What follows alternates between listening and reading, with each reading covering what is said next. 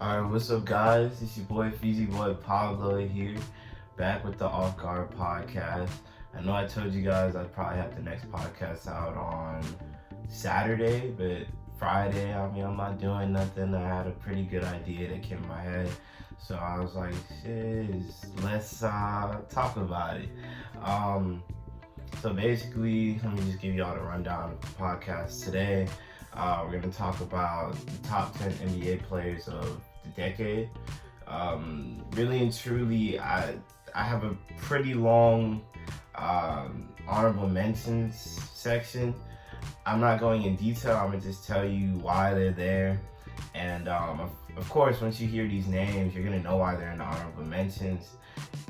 Most of them is really just for the sheer fact that they were really dominant back in the 2000s, but the 2010s weren't so kind. So without further ado, let's get to this top 10 list. I'm gonna just start at 10, and then when I get to the top 3, I'm gonna tell you guys the honorable mentions, because you're probably gonna be wondering why are they not on the top, why they haven't been named yet. Alright, so starting out, I got my man Giannis Antetokounmpo at number 10. Really and truly, if we're basing it off of these past 2 seasons, man, this is an MVP. We really could put him top 5, but can't do that. When I looked at his stats were really just the last 3 seasons. The rest of them, he was just developing. I don't fault him for that. It was a rookie and he was just getting his footing in the league. But yeah, I got him here. He has 19.5 points a game as of the decade. He started out in 2013, I believe. So 19.5 points, 8.6 rebounds, and 4.2 assists. I'm gonna have all my sources in the description, just so you know that I didn't get my stats just from my ass. You feel me? But yeah, I got Giannis at 10. Of course, I feel like Giannis might mess around and be the number 1 player of the 2020s. But 2020 hasn't come yet. So we'll see. Number 9, somebody's probably gonna look at the screen or look at the Spotify picture and be like, what is bro talking about? But I got Paul George at number 9. He averaged 20 points, 6.4 rebounds, and 3.3 assists. I really messed with Paul George last season. He really put himself out there. He was in the MVP conversation as well as the Defensive Player of the Year conversation. If we all remember correctly, before he did get that gruesome leg injury, he was superstar level. I was not even superstar level. I'll say about star, almost superstar level. That kind of knocked him down, but then he came back, and I'm liking what I'm seeing. So that's 20 points, 6.4 rebounds, 3.3 assists. At number 8. Alright, now there's a reason why I have this man at number 8. This dude right here back on the Clippers was an absolute animal. He was injury prone, that's one thing I could say. Bro doesn't have any rings yet, but at the end of the day, you gotta give mans his props. My man's Blake Griffin was one of the best power forwards of the 2010s. You got him at 21.7 points, 8.9 rebounds, and 4.4 assists. Blake Griffin was a beast. If I was making a list on top 10 dunkers of the decade, Blake is either tied for number 1 or number 2. Actually, stay tuned for that list. I might actually decide to make that list on one of my later podcasts before the year ends. Yeah, that's why I got Blake at number 8. Number 7, okay. Number 7, I have my man D-Wade. Dwayne Wade. Got him at 22 points, 4.7 rebounds, and 5.4 assists. D-Wade was the absolute beast. In fact, I decided to completely just look at 2010. 2010, he could have messed around and got a MVP if we're keeping it real. Before that, you know what he did in 06. You know what he did before Bron got there. And you know what he did after Bron got there. D-Wade is respected.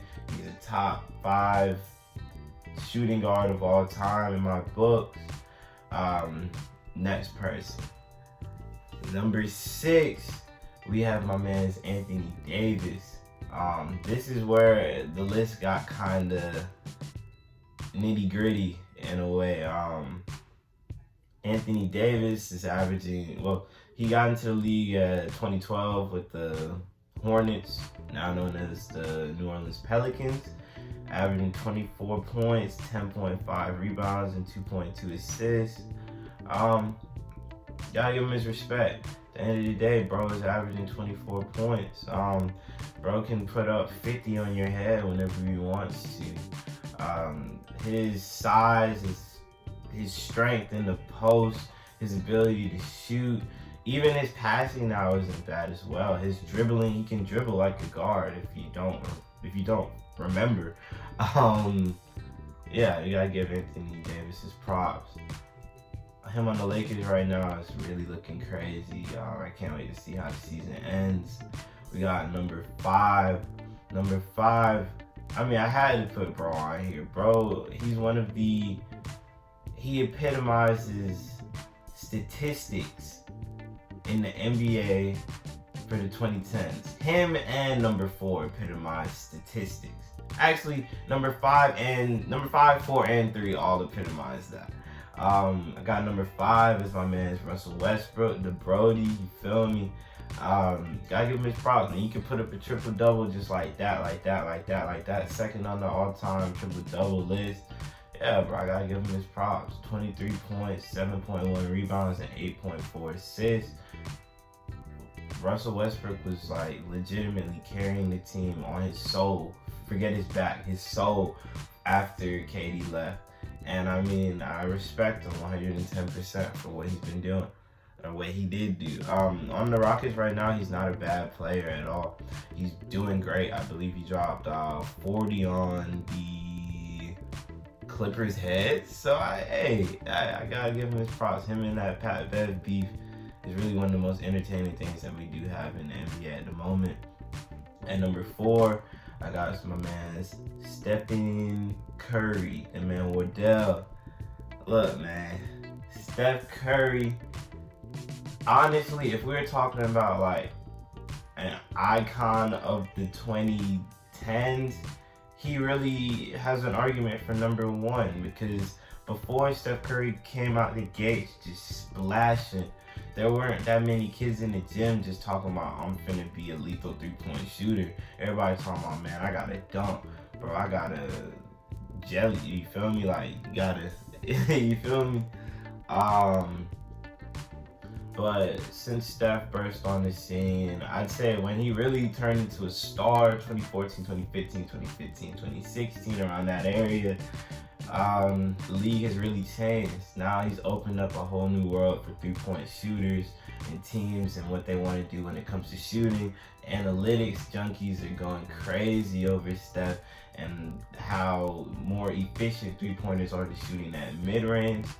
In fact, he's really the main reason why the mid-range shot has become a lost art. There's not many mid-range shooters, and then when we really look at mid-range shooters now in 2019, we kind of look at them as subpar players, and it's not anything towards the players themselves. A lot of the times these players are really good players. It's just, why pull up from the mid-range when you could just take a second less or 2 and pull up for that 3 and get 1 extra point? It's points per second, people. I give Steph that. Steph was averaging 23.5 points, 4.5 rebounds, 6.6 assists. I'm not too sure if I already said it. Hopefully I didn't already say his stats. I'm pretty goofy, I'm not gonna lie. But alright, number 3, again, somebody that epitomizes the 2010s when it comes to scoring, because it is an argument with this guy and my number 2 with who is the most lethal scorer. Yeah, I mean that's a debate for another day. Yeah, another day. My number 3 is James Harden.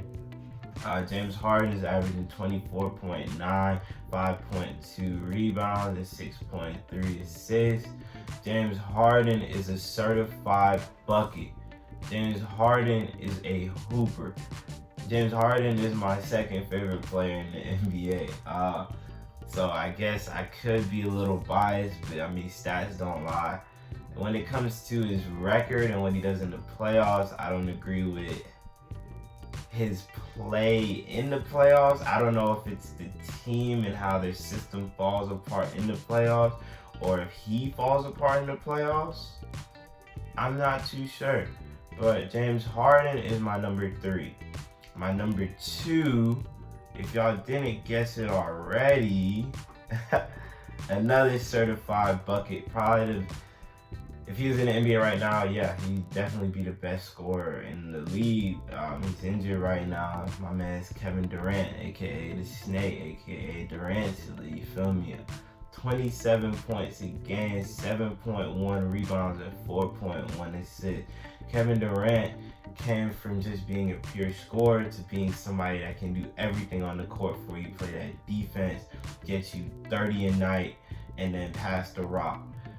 Kevin Durant's probably the most deadly player in the NBA as of this moment, because once he steps on the court, it's just, what's he gonna do? You feel me? Kevin Durant as a whole throughout his career in the 2010s was really just spectacular. In the playoffs, spectacular. Only playoff series I could say was you know, the infamous Thunder versus Golden State before they made it to the finals.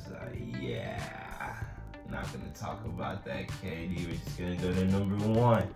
Number 1, we got, you already knew it. I mean, if he wasn't on the list already, then like, I would be tripping, you feel me? My man's LeBron James, LBJ himself, 26.5 points, 7.7 rebounds, and 7.8 assists. Those are all of his stats from 2010 all the way up until now.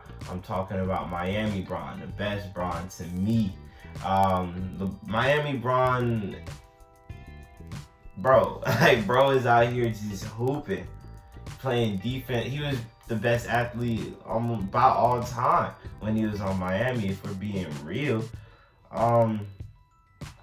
Going to the playoffs 8 straight times, 9 straight times. I'm sorry, fact check me in the comments.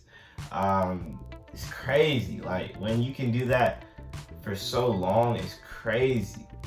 All right, I got my honorable mentions now. So my first honorable mention, my man's Kobe Bean Bryant. It's Kobe. Do I gotta say anything else? I mean, the 2010s weren't too kind to Kobe. From his Achilles to just getting older, you know, Father Time is undefeated, as they like to say. You got my man, it's Dame.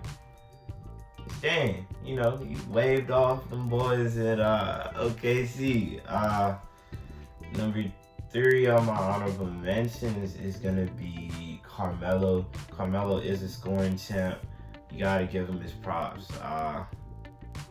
When it comes to his significance in playoffs, I can't say anything in that aspect. But when it comes to kids around the world, like looking up to a hooper, Carmelo's up there. Especially in New York.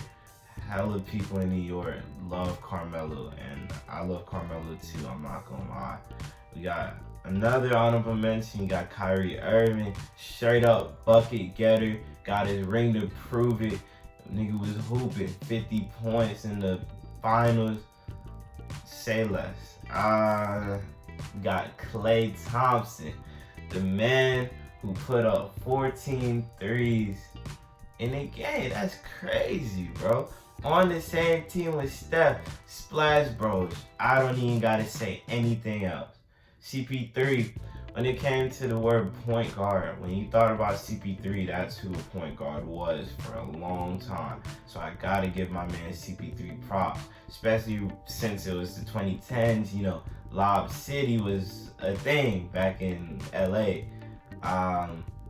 My last two honorable mentions right here. I got Dwight Howard. It's Dwight. I mean, like back then, Dwight was crazy. Kobe really. We're not even gonna speak on that, but yeah, you know what Dwight was doing on. Well, yeah, the Magic, Houston.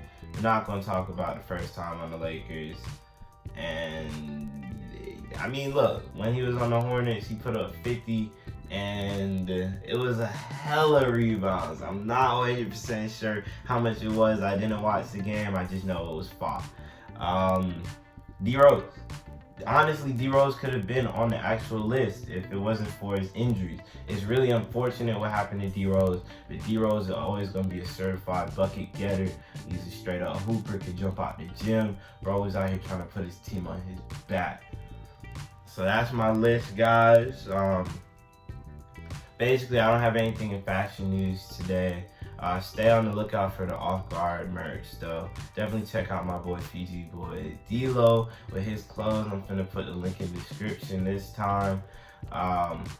Next video, we're gonna talk about my top 10 anime of the decade for all my anime fans out there. Like, comment, share, subscribe. Like it, put it on a playlist on your Spotify. Check us out on SoundCloud if you're not listening to SoundCloud already. Thanks to all my listeners. Hope you guys have a fine day. And if you guys don't watch any of my podcasts before the New Year's, Happy New Year's. I'll catch you guys.